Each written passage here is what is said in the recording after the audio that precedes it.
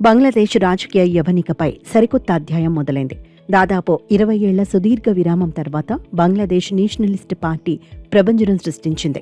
మాజీ ప్రధాని షేక్ హసీనా ప్రభుత్వం నిష్క్రమించిన అనంతరం జరిగిన మొట్టమొదటి సార్వత్రిక ఎన్నికల్లో తారిక్ రెహమాన్ సారథ్యంలోని బీఎన్పీ కూటమి ప్రత్యర్థులకు అందనంత ఎత్తులో నిలిచింది.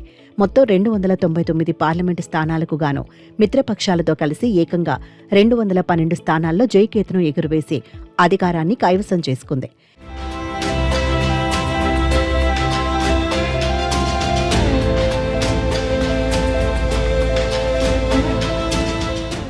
ఈ అఖండ విజయంతో బంగ్లాదేశ్ తదుపరి ప్రధానమంత్రిగా తారిక్ రెహమాన్ పగ్గాలు చేపట్టడం లాంఛనమైంది.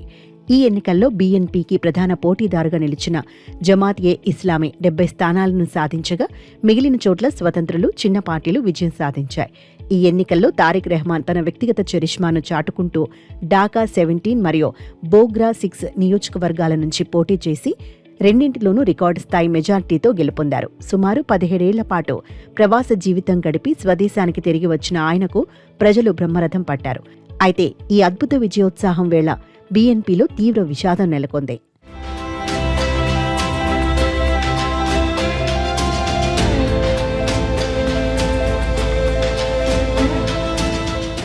ఎన్నికలకు కొద్ది రోజుల ముందే తారిక్ రెహమాన్ మాతృమూర్తి మాజీ ప్రధాని ఖాలిదా జియా కన్నుమూశారు. దీంతో తన తల్లి మరణానికి సంతాపంగా ఎటువంటి ఆర్భాటాలు, భారీ విజయోత్సవ ర్యాలీలు నిర్వహించవద్దని, కేవలం ప్రార్థనలకే పరిమితం కావాలని ఆయన పార్టీ శ్రేణులకు విజ్ఞప్తి చేశారు.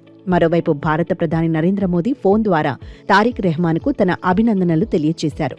బంగ్లాదేశ్లో ప్రజాస్వామ్యం పునరుద్ధరించబడటం పట్ల అంతర్జాతీయ సమాజం హర్షం వ్యక్తం చేస్తోంది.